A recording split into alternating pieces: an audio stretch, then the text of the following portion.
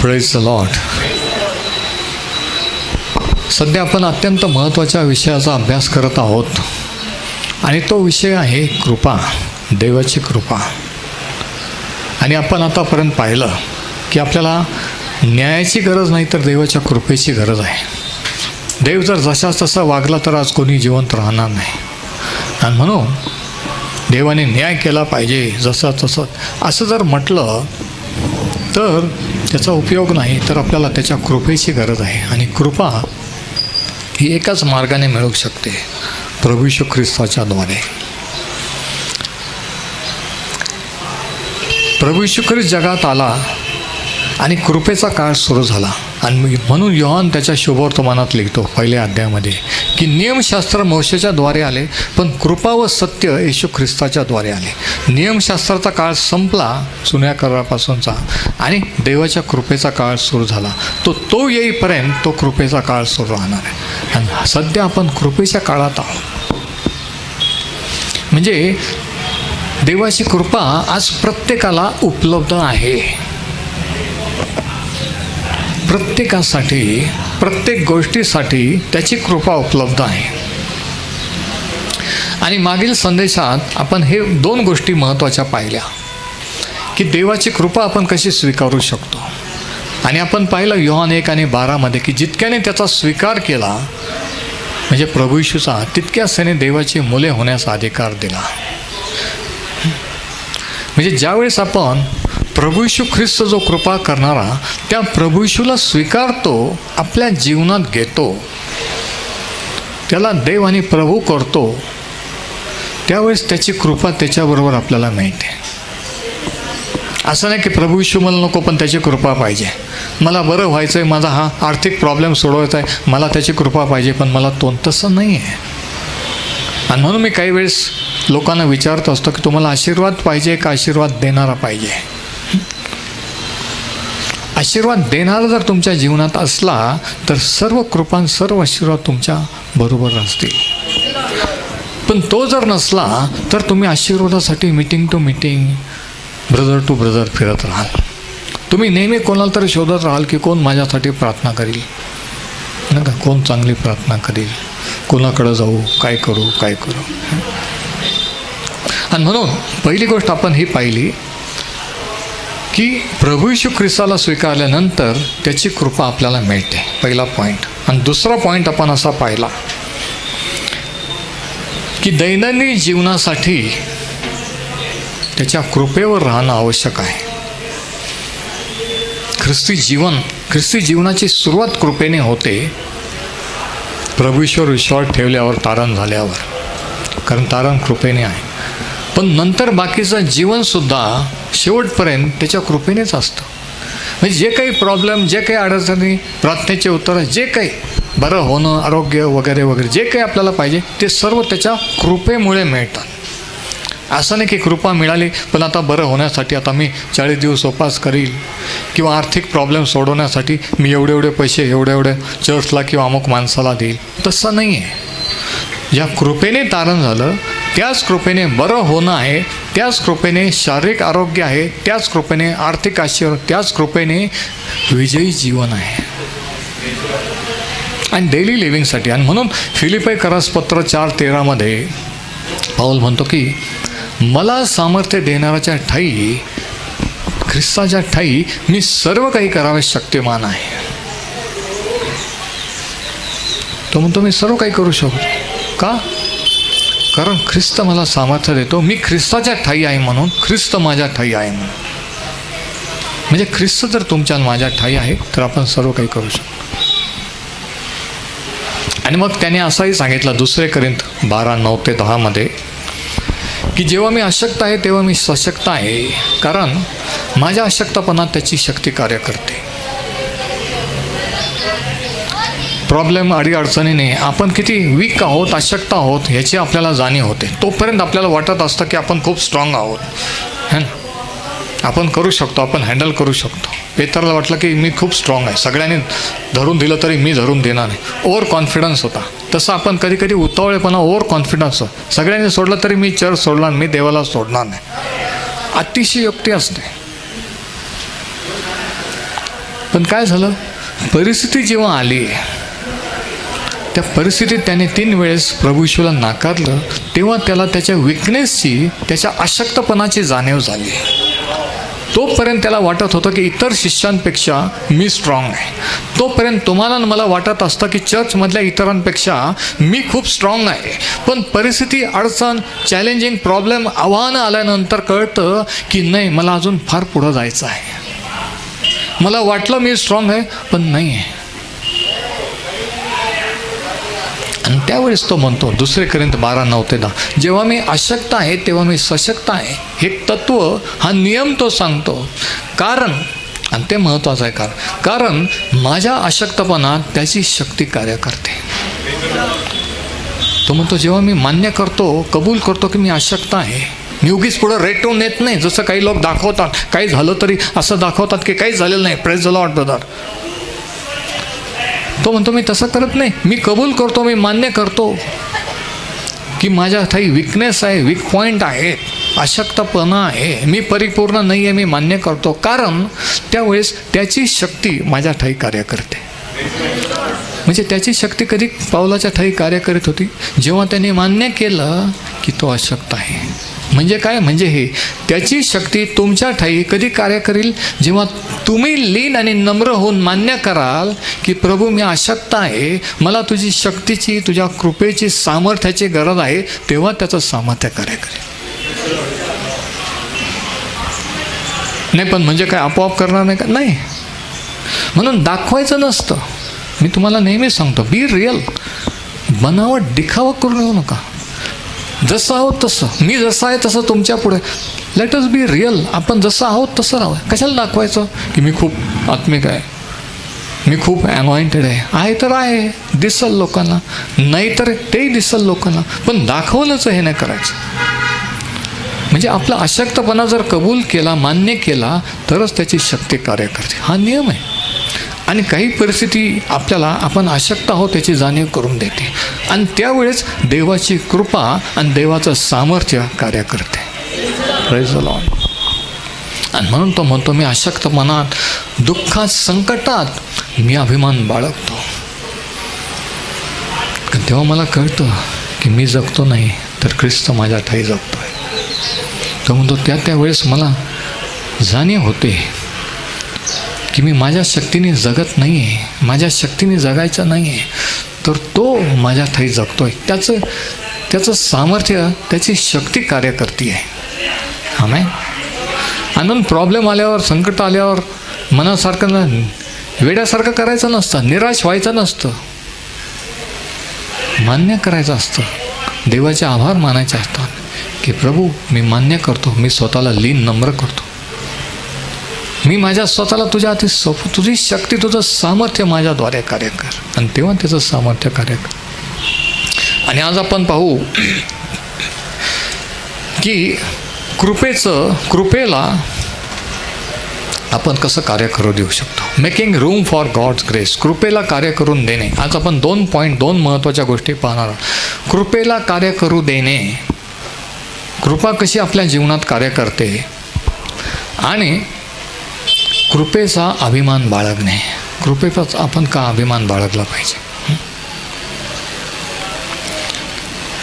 आणि याच्यासाठी काय आवश्यक आहे बघा. 2 कोरिंथीकरास पत्राचा 4 अध्याय, 2 Corinthians 4:5-6. पौलाने कोरिंथीकरांना पत्र लिहिताना तो काय म्हणतो बघा. 2 Corinthians 4 आणि वचन 5 आणि 6 तो लिहितो, आम्ही आपले नव्हे तर ख्रिस्त येशू हा प्रभू असे त्याचे घोषण करीतो किंवा त्याची घोषणा करतो. आम्ही आमच्या स्वतःची नाही तर ख्रिस्त येशू जो आमचा प्रभू त्याची घोषणा करतो. आणि येशूमुळे आम्ही तुमचे दास असे स्वतःची घोषणा करतो, किंवा स्वतःला आम्ही तुमचे दास असे समजतो. दास म्हणजे गुलाम, म्हणजे नोकरापेक्षा एक खालची परिस्थिती. गुलाम, स्लेवरी आज ते नाही आहे, पण त्यावेळेस स्लेवरी म्हणजे तो एक वस्तू होती की मालक त्याला पाहिजे तसा कधी कशासाठी वापरत होता. त्याला स्वतःचा काही अधिकार, त्याचा स्वतःचा काही नव्हतं. आणि या ठिकाणी पाऊल करिंथीकरांना लिहिताना, करिंथ येथील चर्चला लिहिताना म्हणतो की आम्ही स्वतःची नाही तर ख्रिस्ताची घोषणा करतो. ख्रिस्त जो आमचा प्रभू, स्वतःची घोषणा करीत नाही. आता नीट लक्ष द्या, स्वतःची आम्ही घोषणा करीत नाही की आम्ही काय करतो, आम्ही काय केलं आहे हे आम्ही सांगत नाही, तर ख्रिस्त जो प्रभू त्याची घोषणा करतो. आणि मग पुढं तो काय म्हणतो, आणि तुम्हाला आम्ही तुमचे दास असे मानतो. आता ह्या ठिकाणी आपल्याला समजतं की देवाची कृपा कशी कार्य करते. आपण, तुम्ही आणि मी, तुमच्या आणि माझ्या दैनंदिन जीवनात आपण कशी देवाची कृपेला कार्य करू देऊ शकतो. म्हणजे काय आपण कृपेला कार्य करू द्यायचं असतं का? हो. म्हणजे एक पार्ट देव आपला आहे, एक पार्ट देवाचा आहे. म्हणजे सगळं काय आपोआप होईल तसं नाही. आपण आपला पार्ट केला, देव त्याचा पार्ट करेल. ह्या शास्त्र भागामध्ये, ह्या वचनामध्ये 3 गोष्टीवरून आपल्याला समजतं की पाऊलाच्या जीवनात देवाची कृपा कशी कार्य करीत होते. आणि ती कृपा त्याला मिळाल्यामुळे, म्हणजे त्याच्यावर कृपा झाल्यामुळे जे काही तो करत होता ते कसं त्याने केलं. बघा, 3 गोष्टी त्याने सांगितलेल्या आहेत. जो काही बदल पाऊलाचा झाला, जो काही एकेकाळी खतरनाक यहुदी अतिरेकी होता, ज्याने अनेक ख्रिस्ती लोक मारून टाकले होते, मंडळ्या उद्ध्वस्त केला होता, वरून सरकारी हुकूम घेऊन चालला होता की आणखी कोणी चर्च, आणखी कोणी असले तर त्यांना मी खतम करेल. आणि अचानक देवाने त्याची भेट घेतली, देवाशी, प्रभू येशूशी त्याचा एन्काउंटर झाला आणि त्याचं जीवन कायमचं बदललं. जो एकेकाळी कट्टरपंथी होता, ज्याला त्याचा जातीचा, धर्माचा, घराण्याचा अभिमान होता, जो कोणत्याही प्रकारे कोणाशी कॉम्प्रोमाइज कधी करत नव्हता, तो माणूस असा म्हणू शकतो की आम्ही तुमचे नौकर, आम्ही तुमचे दास झालेले आहोत. हो, पण असं कधी होऊ शकतं, कधी म्हणू शकतं माहिती का? तो म्हणतो की प्रभू येशूसाठी, ख्रिस्तासाठी आम्ही तुमचे दास झालेलो आहोत. आम्ही स्वतःची नाही, ख्रिस्ताची घोषणा करतो. तो हायली एज्युकेटेड, उच्च शिक्षण गमावलेल्याच्या हाताखाली शिकलेला, तो काही पेत्र आणि इतर शिष्यांसारखा अडाणी नव्हता.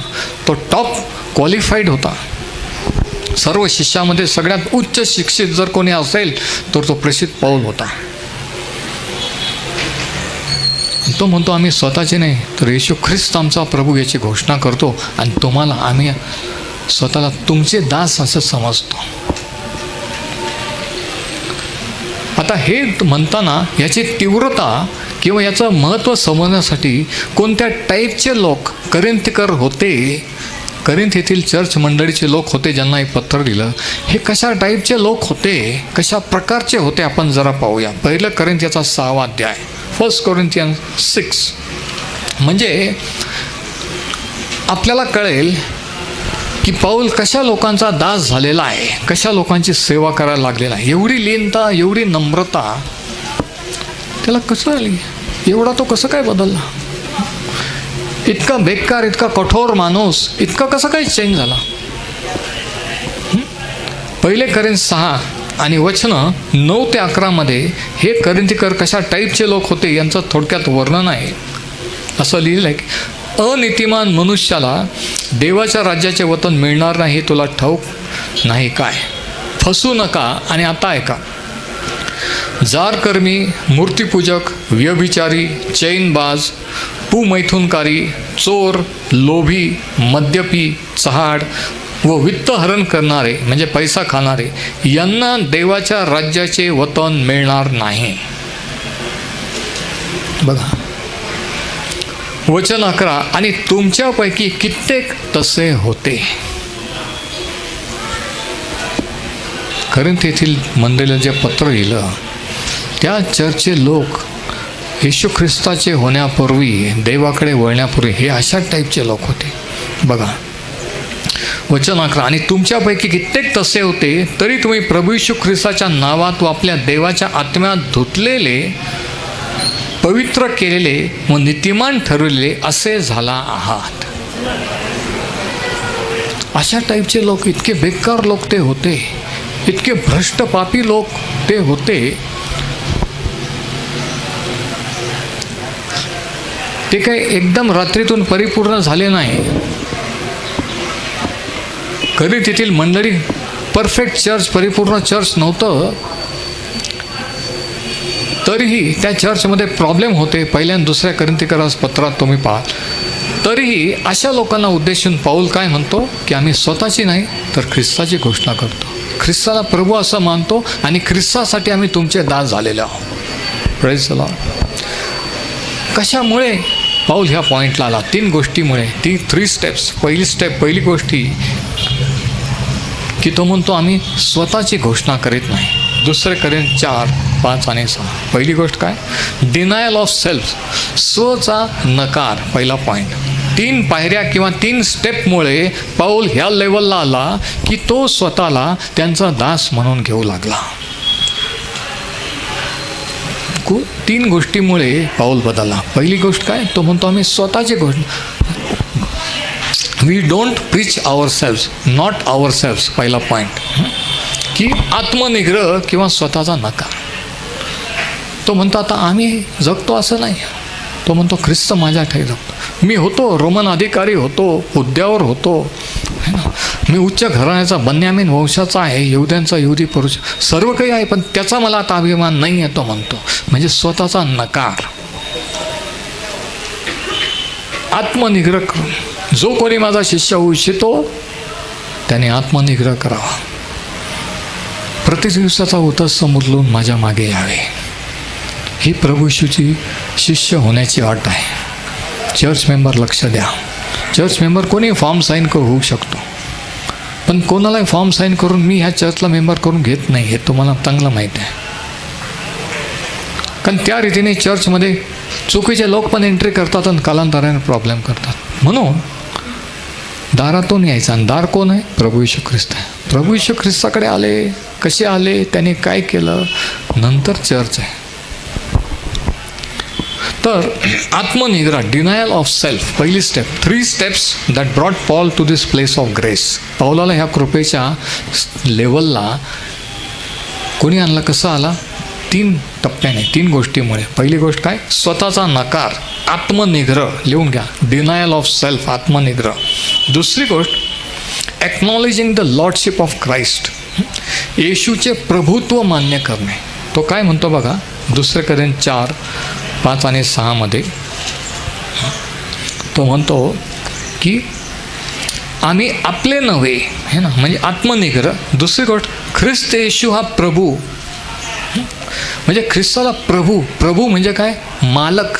प्रभू हा जो शब्द त्या ठिकाणी आहे, त्या शब्दाचा अर्थ आहे लॉर्ड. इंग्लिश कॅपिटलमध्ये त्या अर्थ आहे धनी किंवा मालक. तो म्हणतो ख्रिस्त येशू हा मालक. आम्ही स्वतःचे मालक होतो. आम्ही म्हणायचो चर्चला कधी जायचं, कधी नाही, कुठं जायचं, काय करायचं नाही.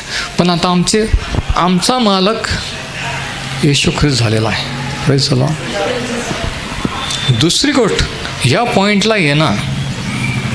पाऊल ह्या पॉईंटला कसा आला? इतका कठोर, इतका कट्टर माणूस ह्या लेवलला इतका नम्र कसा झाला की अशा लोकांना तो म्हणतो की आम्ही तुमचे दास झालेलो आहोत. इतक्या लेवलला की ज्या लेवलने देवाची कृपा कार्य, तितक्या लेवलला तुम्ही आणि मी कसं येऊ शकतो हे आपल्याला इथून शिकायला मिळतं आहे. आणि म्हणून हे समजू नका की ते पाऊलासाठी आहे, मला काय करायचं आहे. तुम्ही जर त्याच्या आता तुम्हालाच करायचं आहे.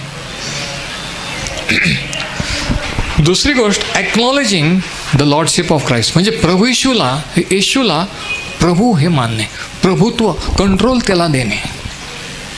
की माझ्या आयुष्याचे सर्व दिवस, माझ्या आयुष्याचे सर्व रविवार, माझा सर्व पैसा, माझा सर्व वेळ, माझे सर्व टॅलेंट, कला, कौशल्य ह्याचा मालक आता तू आहेस, मी नाही आहे. मी नाही ठरवणार आता मी काय करायचं आणि कुठं जाणार. तू सांगशील ते मी करेन. याला म्हणतात प्रभू येशूला मालक करणं. आणि याला म्हणतात की येशू ख्रिस्ताचे शिष्य होणं. आज लोक शिष्य न होता बाप्तिस्मा देऊन राहिले, चर्चला जॉईन होतात आणि मग बाप्तिस्मा काय विचारल्यावर सांगता येत नाही, तारण काय विचारल्यावर माहीत नाही, शिष्य होण्यासाठी काय प्रभू येशू सांगितलं माहीत नाही. आणि मग चर्चमध्ये आले कसे, कोणी घेतलं कोणी तुम्हाला, हा प्रश्न आहे. आधी येशू ख्रिस्ताचा शिष्य, तो म्हणतो आत्मनिग्रह करावा. जो कोणी माझा शिष्य होऊ इच्छितो त्याने आत्मनिग्रह करावा. Denial of self. प्रतिदिवसाचा वधस्तंभ उचलून, म्हणजे रोजच्या रोज मरणाची तयारी. वधस्तंभ कशाचं प्रतीक आहे? मरणाचं. रोजच्या रोज स्वतःच्या इच्छेला मरण्याची तयारी ठेवणे, की माझ्या इच्छेप्रमाणे तर तुझ्या इच्छेप्रमाणे हो, माझ्या मनासारखं नाही झालं तरी चालेल पण तुझ्या इच्छेप्रमाणे होऊ दे, असं म्हणायची तयारी म्हणजे प्रतिदिवसाचा वधस्तंभ उचलणे. आपल्याला थोडंसं झालं, आपला इगो दुखवला गेला की आपण लगेच पागल होतो. आपण गाणे म्हणतो, प्रार्थना करतो, लांबला आपण दाखवतो लेडीज मीटिंगमध्ये वगैरे की आपण किती स्ट्रॉंग आहोत, किती अनॉइंटेड आहोत. पण खरी टेस्ट, खरी परीक्षा कधी होते? जेव्हा मनासारखं होत नाही, कुठंतरी दुखावलं जातं, टोचलं, त्यावेळेस आपली प्रतिक्रिया काय असते त्याच्यावर कळतं की आपण किती आत्मिक आहोत. किती लांब प्रार्थना करता, किती मोठ्याने गाणं म्हणता, ह्याच्यावरून नाही. तुमची रिॲक्शन, तुमची प्रतिक्रिया. तो म्हणतो की आम्ही येशू प्रभू असे त्याची घोषणा करतो. 5व्या वचनात ख्रिस्त येशू प्रभू अशी त्याची घोषणा करतो. तो म्हणतो आम्ही ख्रिस्ताला आमचा प्रभू केलेला आहे. हां, आम्ही होतो, स्वतःचे मालक होतो, मी पण कोणीतरी होतो, पण आता मी कोणीच राहिलेलो नाही ख्रिस्तासाठी. तो म्हणतो ख्रिस्त आमचा मालक झालेला आहे. Praise the Lord. मी काय सांगत आहे? देवाच्या कृपेला जर तुमच्या जीवनात अनुभवायचं आहे, दैनंदिन जीवनात कार्य करायचं आहे, तर काय केलं पाहिजे? पहिली गोष्ट आत्मनिग्रह केला पाहिजे स्वतःचा. दुसरी गोष्ट येशू ख्रिस्ताला मालक किंवा प्रभू केलं पाहिजे. आणि तिसरी गोष्ट तो पुढे काय म्हणतो 5व्या वचनामध्ये, आणि येशूमुळे आम्ही तुमचे दास असे स्वतःची घोषणा करतो. ख्रिस्त येशूमुळे आम्ही तुमचे नौकर झालेलो आहोत. तुम्ही असे होता पण आता ख्रिस्ताचे आहात म्हणून आम्ही स्वतःला तुमचे दास करतो. किती विशेष आहे का? आज सेवक लोक, पाळक लोक मंडळीचे स्वतःला बॉस समजतात, मालक समजतात. आणि पाऊल आणि पेत्रन पहिल्या शतकातले हे लोक ह्या मंडळीच्या, ह्या मेंबरचे, चर्चचे, ह्या लोकांचे सेवक समजत होते, है ना?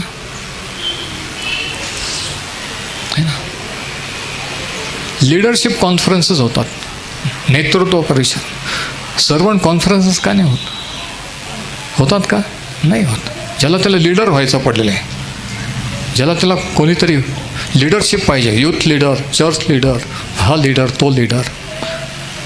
आणि याच्या उलट पाऊल आणि पेत्रांची सेवा आणि त्यांचं कार्य. तो म्हणतो आम्ही स्वतःला तुमचे नौकर, दास असे समजतो. मिनिस्ट्री ही सेवा करणं आहे. प्रभू येशू म्हणतो मी सेवा करून घ्यायला नाही तर सेवा करावयास आले.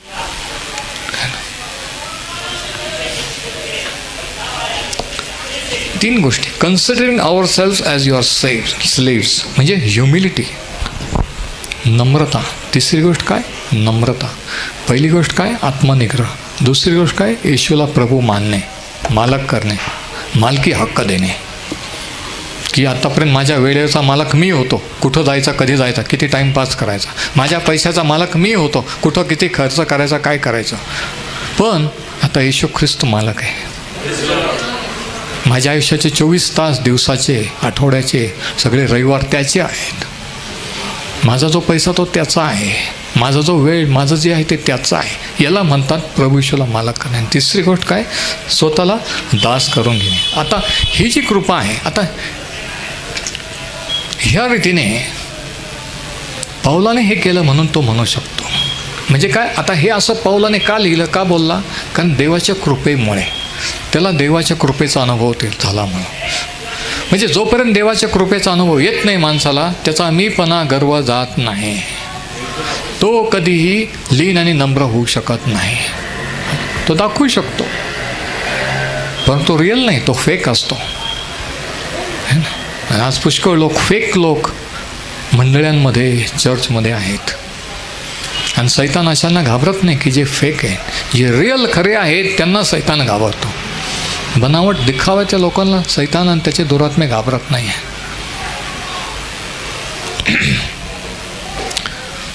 आता दुसरा पॉईंट तो सांगतो पुढे 2 कोरिन्थिकरास पत्र 4 अध्यायामध्ये. पुढं तो काय म्हणतो बघा. आता ही कृपा त्याच्यावर झाली म्हणून पाऊल हे असं म्हणू शकतो. आणि ही कृपा ही कशी आहे.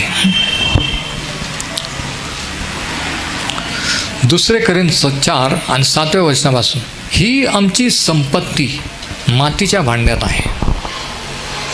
कोणती संपत्ती होती पाऊलाची? इस्टेट प्रॉपर्टी होती? नाही. कोणती संपत्ती होती? आत्मिक प्रगटीकरण. अर्ध्याच्या वर जो नवा करार दिला, हे दिव्य सत्य जे देवाने प्रकट केले, हे आत्मिक गोष्टी, ही संपत्ती.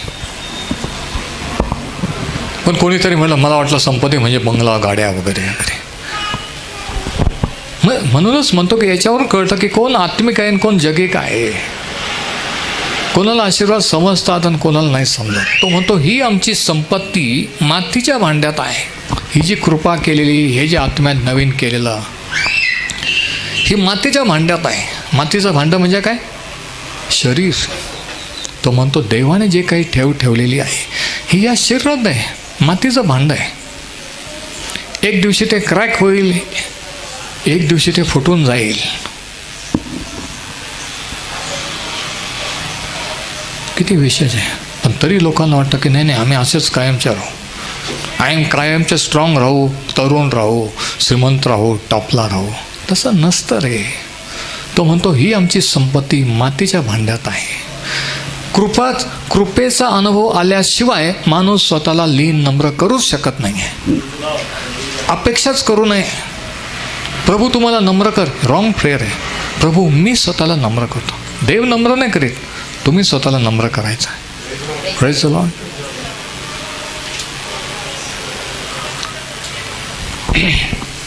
तो म्हणतो ही संपत्ती मातीच्या भांड्यात आहे, यासाठी की सामर्थ्याची पराकाष्ठा देवाची आहे. देवाने ही संपत्ती मातीच्या भांड्यात ठेवली यासाठी की आपल्याला जाणीव. तो म्हणतो आम्हाला जाणीव राहावी की आम्ही एक मातीचं भांडं आहोत. भांडं फुटलं की ते फेकून देतात. त्या भांड्यातलं झाड किंवा त्या भांड्यातला काढून दुसऱ्या भांड्यात ठेवतात. तो म्हणतो आम्हाला ही जाणीव होते की सामर्थ्याची पराकाष्ठा देवाची आहे, आमच्याद्वारे होत नाही हे समजावे. की कार्य करणारा देव आहे, आम्ही नाही आहे. आमची बुद्धी, आमचं ज्ञान, आमचं कौशल्य आमच्यामुळे नाही आहे. आम्ही मातीचं भांडं आहे. कार्य करणारा तो आहे. आज प्रत्येक सेवकाने हे लक्षात ठेवलं तर किती बरं होईल नाही का. आणि मग पुढं तो काय म्हणतो बघा.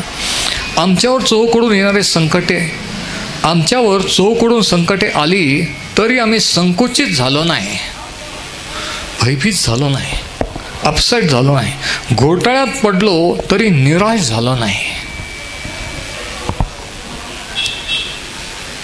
म्हणजे संकटे आली का पावला जीवनात? हो. घोटाळ्यात पडला का? हो.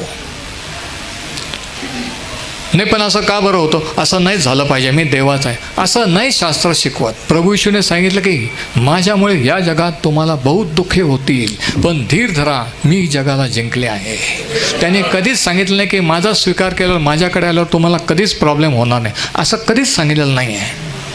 आणि जर कोणी सांगत असेल तर ती खोटी सुवार्ता आहे. तो खोटा ख्रिस्त गाजवत आहे.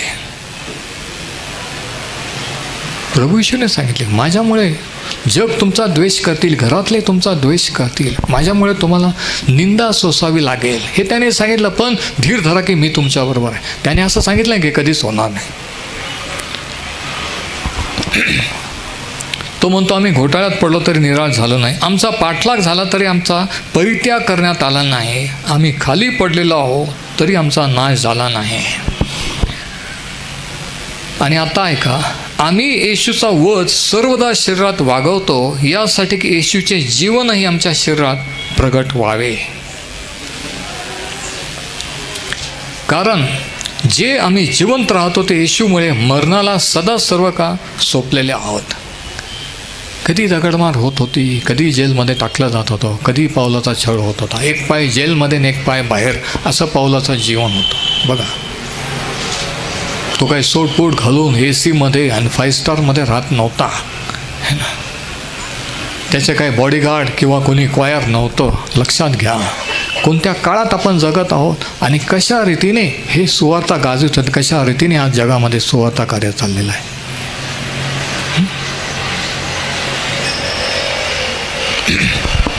पुढं तो म्हणतो 16 वचन, कारण जे आम्ही जिवंत राहतो ते येशूमुळे मरणाला सदा सर्वदा सोपलेले आहोत, यासाठी की येशूचे जीवनही आमच्या मर्त्या देहात प्रगट व्हावे. आणि आता ऐका, आमच्यामध्ये मरण पण तुमच्यामध्ये जीवन आपले कार्य चालविते. म्हणजे काय? म्हणजे हे इकडे बघा, पाऊल म्हणतो की ज्या दिवशी आम्ही येशू ख्रिस्ताला शरण आलो आणि त्याचे झालो, ज्या दिवशी आम्ही स्वतःला त्याच्या स्वाधीन केलं, आम्ही त्याच्याबरोबर हृदयस्तंभावर खेळलो केलं, तो आमच्यासाठी मरण पावला. आम्ही आमचा जुना स्वभाव, जुनं मनुष्यत्व वधस्तंभावर खेळलं गेलं हे आम्ही ध्यानात ठेवतो. त्याचा वध, त्याचं मरण आमच्या शरीरात वागवतो. आम्ही जरी जगतो तरी आम्ही मेल्यासारखाच आहे. तो म्हणतो आहे की आमच्या स्वतःची काही इच्छा, काही ॲम्बिशन, काही प्लॅन, काही हे नाही आहे. जे काही तो सांगतो त्याच्याप्रमाणे आहे. आमचं स्वतःचं काहीच नाही आहे, हे त्याला म्हणायचं आहे. आणि आम्ही मेलो असं समजतो, खिळलेले असं समजतो, म्हणून त्याचं जीवन आमच्या ठाई कार्य करतं. आणि आता ऐका, त्याचं जीवन आणि त्याचं पुनरुत्थानाचं सामर्थ्य, आणि एकदाच प्रार्थना केल्यानंतर जर काहीतरी देवाला करताना पाहायचं असेल, दुसऱ्यांना मिळवून द्यायचं असेल, ते सामर्थ्य कधी कळतं, कधी कार्य करतं, जेव्हा आपण स्वतःला वधस्तंभावर खिळलेले असे मानतो, जेव्हा आपण स्वतःला मेलेले असे समजतो, तेव्हा ख्रिस्ताचं जीवन आपल्या ठाई कार्य करतं. जोपर्यंत आपण म्हणतो की नाही माझ्यासारखं झालं पाहिजे, मी असं आहे, मी तोपर्यंत त्याचं जीवन कार्य नाही करीत, तो कार्य नाही करीत. जेव्हा आपण आपला मीपणा सोडून आपण स्वतःला खिळून टाकतो, तेव्हा त्याचं जीवन कार्य करतं. तेव्हा आपण दुसऱ्यांसाठी जीवनाचे चॅनल होतो. त्याचं जीवन आपल्याद्वारे दुसऱ्यामध्ये फ्लो होतं. दुसऱ्यांसाठी प्रार्थना केल्यावर त्यांच्या शरीरात आरोग्य येतं. दुसऱ्यांसाठी प्रार्थना केल्यावर त्यांच्या जीवनाचे बंधनं तुटले जातात. का? कारण त्याचं जीवन तेव्हा कार्य करतं जेव्हा आपण स्वतःला मेले असतो. म्हणून ख्रिस्ती हे जीवन आहे. इथे काही नियम पाळायचे का, हे करायचं ते करायचं नाही आहे. ज्याला पुत्र आहे त्याला जीवन आहे, ज्याला पुत्र नाही त्याला हे जीवन, हे लाईफ आहे. It is a life, not a lifestyle. हे जीवन आहे, जीवनशैली नाही. लक्षात घ्या, हे धर्माचरण नाही आहे. हे ख्रिस्ताला आत घेतलेलं आहे किंवा नाही घेतलेला, ख्रिस्त तुमचा मालक आहे किंवा नाही आहे, एवढंच आहे. विषय हा नाही तुम्ही ख्रिश्चन आहात का, चर्चला जाता का, हा विषयच नाही आहे. विषय हा आहे येशू ख्रिस्ताचे शिष्य आहात की नाही. जर असाल तर बाकी सर बरोबर होईल, नसाल तर काहीच होणार नाही. Praise the Lord. नाही पण तुम्हाला माहीत नाही, असं काहीच नाही आहे.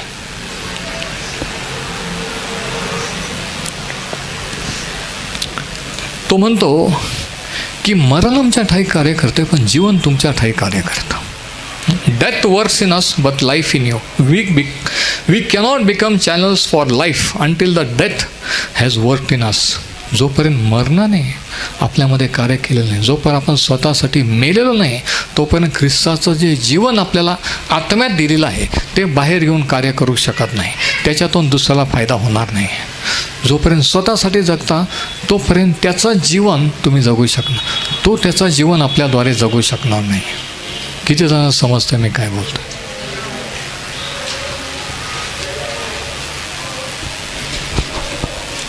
आणि मग म्हणजे ख्रिस्ताला जर आपल्याद्वारे, आपल्या जीवनातून आपल्याला जर दुसऱ्यांना ख्रिस्त प्रगट करायचा आहे, त्याचं सामर्थ्य जर प्रगट करायचं आहे, कोणाला काहीतरी मिळवून द्यायचं असेल, तर ख्रिस्ताला प्रगट करण्यासाठी आपण मेलेलं पाहिजे.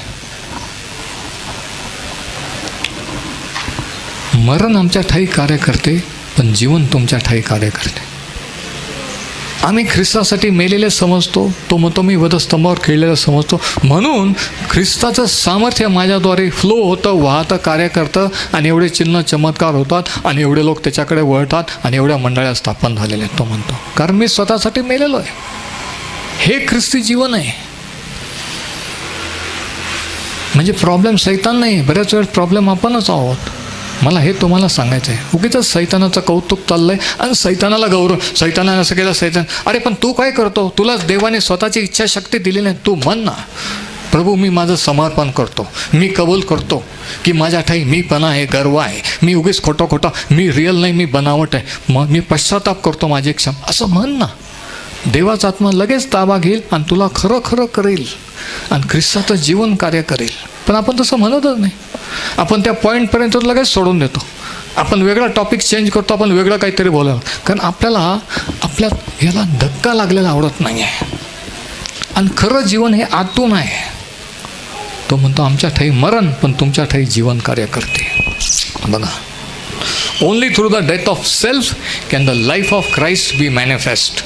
Praise the Lord. आणि म्हणून ध्यानात ठेवा की तुम्ही आणि मी मातीचं भांडं आहोत. Praise the Lord. हे प्रॉब्लेम आपल्याला आठवण करून देण्यासाठी की आपण मातीचे भांडे आहोत, है ना. आपण स्टीलचे पितळेचे भांडे नाही घे, मातीचे भांडे आहोत. Praise the Lord. है ना. मला वाटलं की मी स्टीलचं आहे. नाही, शास्त्र सांगतं की तुम्ही मातीचे भांडं आहात. असं हे कळल्यानंतर, असं आपण समजल्यानंतर ख्रिस्ताचं सामर्थ्य, ख्रिस्ताचं जीवन आपल्यामध्ये आणि आपल्याद्वारे कार्य करतं. आणि आता शेवटचा पॉईंट की कृपेविषयी अभिमान बाळगणे. आता 6 वचन बघा, 2 कोरिंथ 4 आणि 6. आज हा विषय आपण संपवत आहोत. अंधारातून उजेड प्रकाशित होईल असे जो देव बोलला, तो येशू ख्रिस्ताच्या मुखावरील देवाच्या तेजाचे ज्ञान प्रकाशित व्हावे म्हणून आमच्या अंतःकरणात प्रकाशला आहे. कुठं प्रकाशला आहे? आता पौल ह्या वचनामध्ये काय सांगतो? उत्पत्ती 1:1 म्हटलो की पहिल्या अध्याय जेव्हा देव बोलला प्रकाश हो, प्रकाश झाला. इकडं बघा, तसं पौल म्हणतो की जो देव बोलला प्रकाश हो, तो येशू ख्रिस्ताच्या द्वारे आमच्या मनाशी अंतःकरणाशी बोललेला आहे, आणि म्हणून आम्ही प्रकाशित झालेलो आहोत. Praise the Lord. तो म्हणतो, परत ते वचन बघा, अंधारातून उजेड प्रकाशित होईल असे देव बोलला. काय बोलला? प्रकाश हो. म्हणजे अंधार होता. म्हणजे काय? इकडे आहे का? म्हणजे आम्ही अंधकारात होतो, तुम्ही आणि मी अंधकारात होतो, पापाच्या अंधकारात, अज्ञानात. पण देव बोलला प्रकाश हो. एक दिवशी आपल्याला कळलं की तो प्रकाश आहे. देव प्रकाश आहे, त्याच्या ठाईमुळेच अंधकार नाही. तो बोलला, त्याचं वचन आपल्याशी बोललं, त्याची सुवार्ता कळली. अंधारातून उजेड प्रकाशित होईल असे जो बोलला, तो आमच्या अंतःकरणात प्रकाशला आहे. तो प्रकाश काय? देवाची कृपा. तो देव बोलला, आमच्या जीवनात प्रकाश झाला, म्हणजे देवाची कृपा आमच्या अंतःकरणात आली. पौल म्हणतो मी असा होतो, पण आता सध्या असा का? कारण देव माझ्याशी बोलला आणि तो अंतःकरणात प्रकाशलेला आहे. खरा प्रकाश अंतःकरणात पडण्याची गरज आहे. प्रश्नावर प्रश्न नाही की हे का लिहिलं आणि त्याचा अर्थ काय, ह्याचा अर्थ काय, आणि कोण ख्रिस्त विरोधी होणार, कोण काय करणार, त्याचं काय पडलेलं नाही. विचार हा करा की तुमच्या अंतःकरणात अंधकार आहे का देव प्रकाशला आहे का? नसल तर आजच त्याच्या प्रकाशात या. बघा, तो म्हणतो की पापामुळे अंधकार होता, पण देवाच्या कृपेमुळे आमच्या अंतःकरणात प्रकाश आलेला आहे.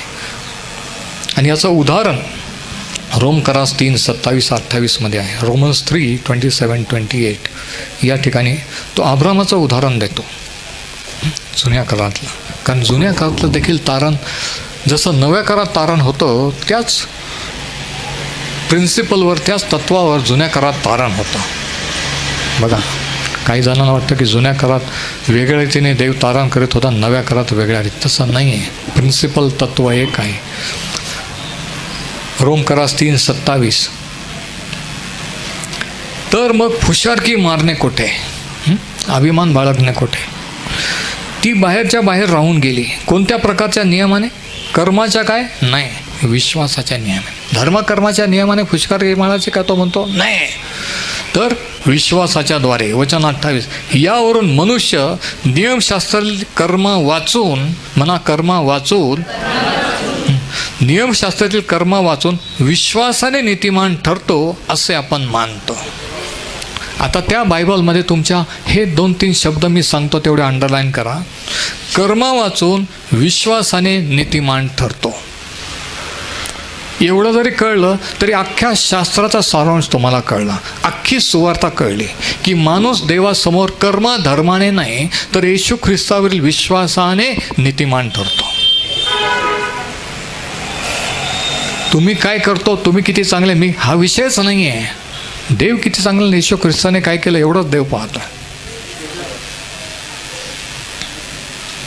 किती विशेष आहे नाही का? किती वेगळी सुवार्ता नाही का? किती वेगळं आपण लहानपणापासून ऐकत आलो आहे. किती वेगळं आपण टी व्हीवर, रेडिओवर, मिटिंगांमध्ये ऐकतो. हे करा, ते करू नका, हे सोडा, ते सोडा. आणि इथं शास्त्रात सांगितलं की कर्मा वाचून विश्वासाने माणूस नीतिमान ठरतो. पुढं काय लिहिले बघा. यावरून मनुष्य नियमशास्त्रातील कर्मा वाचून विश्वासाने निर्माण ठरतो. आणि मग पुढे 4थं वचन, 4था अध्याय 1-3. तर मग आपला पूर्वज अब्राम याने देह स्वभावाने काय मिळवले म्हणून म्हणावे. म्हणजे आपल्या पूर्वजाने काय मिळवले, का बरं तो स्पेशल ठरला, का बरं देवाने त्याला निवडला, असं त्याला म्हणायचं. वचन 2. अब्राम कर्माने नीतिमान ठरला असता तर त्याला अभिमान बाळगण्यास कारण असते, तरी देवासमोर नसते. आणि आता ऐका, शास्त्र काय सांगते. अब्रामाने देवावर विश्वास ठेवला आणि हे त्याला, म्हणजे हा विश्वास त्याला नीतिमत्व असे मोजण्यात आले. आता इकडे बघा, अब्राम काय धार्मिक, अब्राम मूर्तीपूजक होता, सूर्यचंद्राची भक्ती करणारा त्याचा घराणा होता. पण त्याला देवाने दर्शन दिलं, त्याने देवावर विश्वास ठेवला आणि विश्वास ठेवल्यामुळं, त्या विश्वासामुळं देवाने त्याला नीतिमान ठरलं. म्हणजे देवाचं नीतिमत्व त्याला दिलं. नीतिमत्व त्याला मोजण्यात आले. मोजण्यात हा शब्द आहे ना, अकाउंट्स वर्ड. म्हणजे देवाचं नीतिमत्व अब्रामाच्या अकाउंटवर क्रेडिट करण्यात आलं. म्हणजे मराठीत सांगतो की देवाची धार्मिकता अब्रामाच्या खात्यावर जमा करण्यात आली. आता किती जणांना कळलं? आता किती जण खरंच प्रेज लॉर्ड होऊ शकतात? तुम्ही आणि मी जेव्हा येशू ख्रिस्तावर विश्वास ठेवतो तेव्हा आपलं पाप देव प्रभू येशूच्या खात्यावर जमा करतो आणि प्रभू येशूची धार्मिकता आपल्या खात्यावर जमा होते. आणि म्हणून मी मागच्या संदेशात आपण पाहिलं की देवाचं नीतिमत्व, देवाची धार्मिकता हे क्रेडिट कार्ड आहे.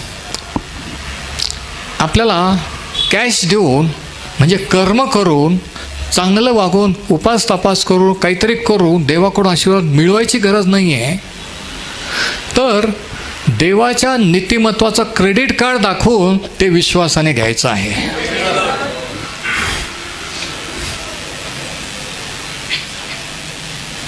Praise the Lord. आज लोक कॅश भरून राहिले. आम्ही एवढं हे करतो तरी देव आमची प्रार्थना, आम्ही हे करतो, आम्ही ते करतो.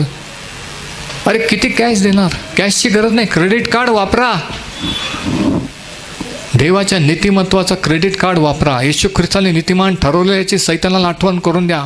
सैताना, बघ ख्रिस्ताचं नीतिमत्व माझ्या ठाई आहे.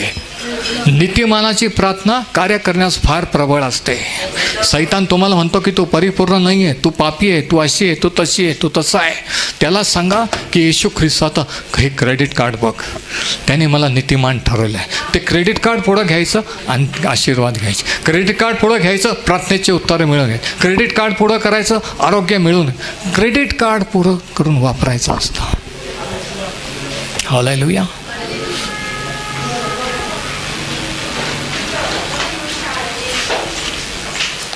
आणि या रीतीने तर अब्राम तो म्हणतो मग फुशकारकी मारला कुठं? अब्रामाला फुशकारकी मारायला काय होतं? घरानं होतं? नाही. धार्मिकता होती? नाही. काय होतं? त्याचा विश्वास, आणि त्याचा विश्वासामुळे देवाने नीतिमान ठरलं. बोस्टिंग ऑफ ग्रेस अलोन, कृपेविषयी अभिमान बाळगणे. आता बघा, करिंथीकर येथील लोकांना लिहिताना कशा प्रकारच्या लोकांवर देव कृपा करतो. ही देवाची कृपा कोणासाठी आहे? चांगल्या लोकांसाठी, सुशिक्षित, सुधारलेल्यांसाठी आहे का? पहिला अध्याय 26 ते 31 जर आपण पाहिला, 1 Corinthians 1 26 ते 31, तो म्हणतो, बंधुजन हो, तुम्हाला झालेले पाचारण पहा. तुमच्यामध्ये संसारदृष्ट्या ज्ञानी, समर्थ, कुलीन असे फार नाहीत, है ना.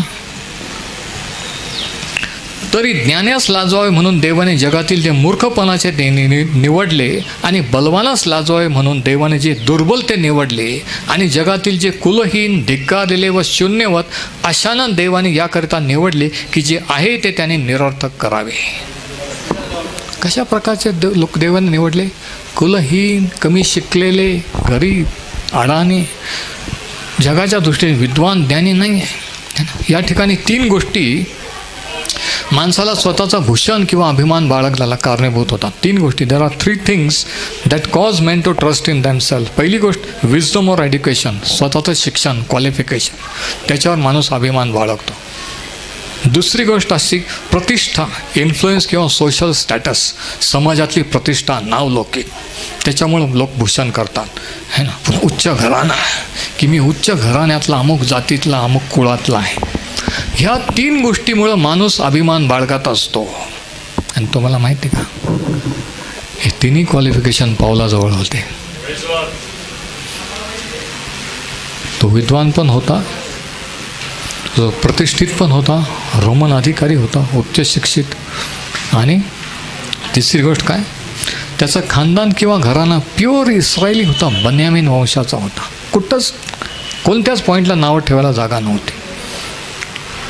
बघा, आणि मग पुढंच काय लिहिलेलं आहे बघा, वचन 29, आणि देवासमोर कोणी मनुष्य जातीच्या प्राण्याने आढ्यता किंवा फुशारकी मिरवू नये.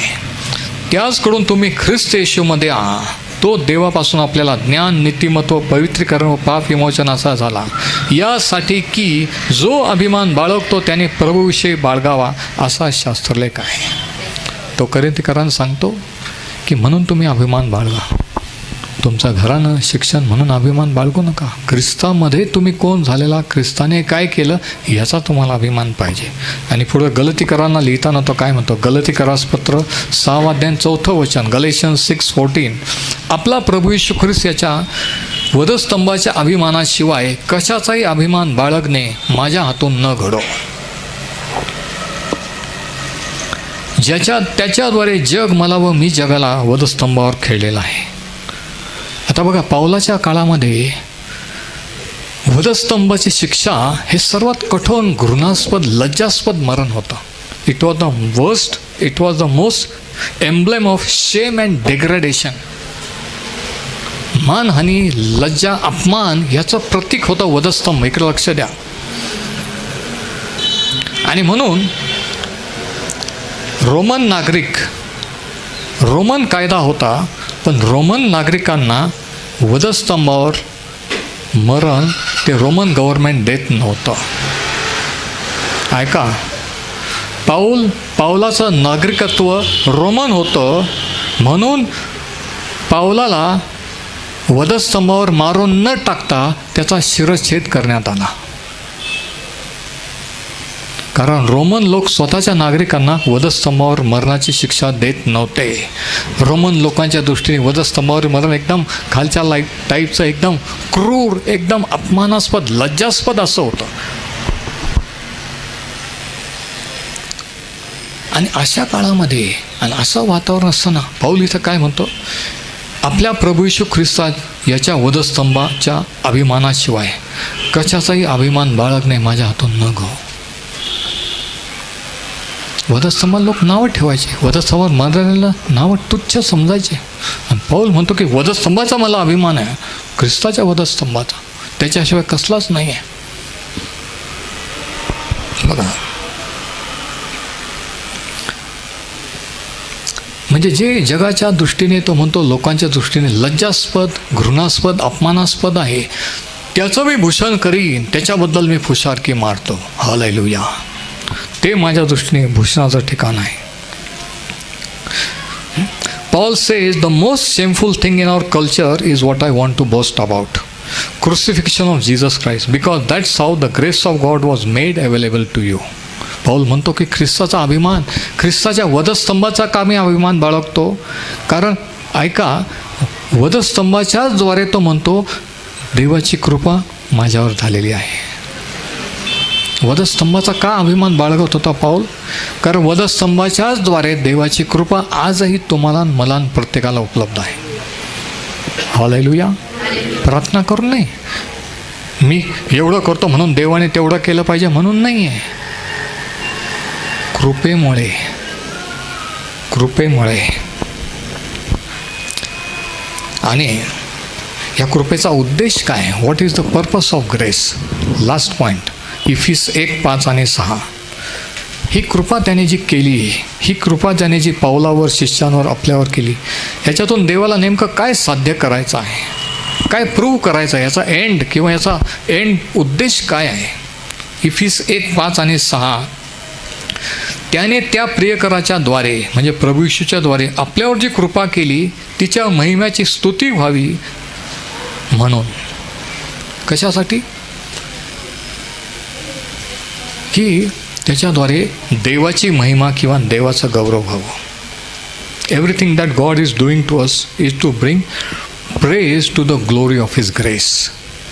देवाच्या कृपेची महिमा व्हावी, आपण देवाच्या कृपेचा गौरव करावं, आपण देवाच्या कृपेचा अभिमान बाळगावं, म्हणून देवाने हे केलेलं आहे. आणि पुढे 11 आणि 12 वचन बघा, इफिस 1:11 आणि 12. तो म्हणतो, आपल्या मनाच्या संकल्पाप्रमाणे जो अवघे चालवतो, त्याच्या योजनेप्रमाणे पूर्वी नेमलेले जे आम्ही ते त्याच्यामध्ये वतनही झालो आहो, यासाठी की, आणि तुम्हाला माहिती आहे यासाठी की आल्यावर थांबायचं आणि स्वतःला विचारायचं कशासाठी? यासाठी की पूर्वीच ख्रिस्तावर आशा ठेवणार जे आपण, त्या आम्हावरून त्याच्या महिम्याची स्तुती व्हावी. का बरं कृपा केली? की देवाचं गौरव व्हावं. म्हणजे काय? म्हणजे हे की एखादा अडाणी माणूस, कमी शिकलेला, गरीब, पण किती अद्भुत रीतीने देव त्याचा उपयोग करतोय, किती अद्भुत रीतीने देवाने तिच्या जीवनात कार्य केलं, हे पाहून देवाचं गौरव होतं. Praise the Lord. म्हणजे कृपा करण्याचं कारण काय? उद्देश काय? देवाचं गौरव. तुमच्या माझ्यावर कृपा करण्याचं काय? देवाचं गौरव. म्हणजे आपल्यावर जी कृपा केली कशासाठी? आपल्याला सगळे आशीर्वाद मिळावेत म्हणून का? त्याचं गौरव व्हावं. Praise the Lord. आपण त्याचं गौरव करावं म्हणून. Praise the Lord. The ultimate purpose is God's glory. देवाचा अंतिम उद्देश, शेवटचा पॉईंट काय आहे? देवाचा गौरव. देवाचा उद्देश काय कृपा करण्यात? देवाचा गौरव. तो कृपा का करतो? कृपा का पुरवतो? त्याचा गौरव करण्यासाठी. प्रत्येक बाबतीत, आपल्या शरीराने, आत्म्याने, जीवाने, जीवनाने, मरणाने, प्रत्येक गोष्टीने त्याचा गौरव व्हावं, हा देवाचा उद्देश आहे. Praise the Lord. आणि इफिस 2:4-7, इफिजन्स 2:4-7 बघा, इथं तो उद्देश सांगितला आहे परत एकदा. तरी देव दयाघन आहे म्हणून आपण आपल्या अपराधामुळे मृत झालो असता त्याने आपल्यावरील स्वतःच्या परमप्रेमामुळे ख्रिस्ताबरोबर आपल्याला जिवंत केले. तुमचे तारण कृपेने झाले आहे. ख्रिस्त येशूमध्ये त्याच्यासह उठविले आणि त्याच्यासह स्वर्गलोकी बसविले. 3 गोष्टी केल्या: जिवंत केले, उठविले आणि स्वर्गलोकी बसविले. पाहिजे तर अंडरलाईन करा. यासाठी की ख्रिस्त येशूमध्ये त्याची आपल्यावरची जी ममता, तिच्याद्वारे येणाऱ्या युगात त्याने आपल्या कृपेची अपार संपत्ती दाखवावी. येणाऱ्या युगात म्हणजे हे आयुष्य संपल्यानंतर, इकडे ऐका, हे युग संपल्यानंतर अनेक युग होऊन गेले, अनेक युग येणारे आहेत. येणाऱ्या युगामध्ये अजून कृपा करून अजून आपल्याला त्याने अजून अनुभव देऊन त्याची संपत्ती दाखवावी. Praise the Lord. आणि आपला दूरदृष्टिकोन फक्त ह्या आयुष्यापुरता आहे, 50, 60, 70 वर्षापुरतं. त्याच्या पलीकडे आपल्याला दिसतच नाही. पण जेव्हा आपण आत्म्यातून चालतो मग दिसतं की हे आयुष्य काही वर्षाचं आहे, पण त्याच्यानंतरच्या येणाऱ्या युगामध्ये देवाचा इटर्नल प्लॅन आहे की आपल्याला अजून अनुभव देऊन अजून आपल्याद्वारे काहीतरी करावं. Praise the Lord. हालेलुया. आणि हे पुढचं समजल्यानंतर आपण ह्या आयुष्यात काही फेस करू शकतो. मी तुम्हाला सांगतो. म्हणून God's grace is for God's glory. देवाची कृपा देवाच्या गौरवासाठी आहे. म्हणा, देवाची कृपा देवाच्या गौरवासाठी आहे. आपण आपले डोळे बंद करू आणि त्याचे आभार मानूया. हालेलुया.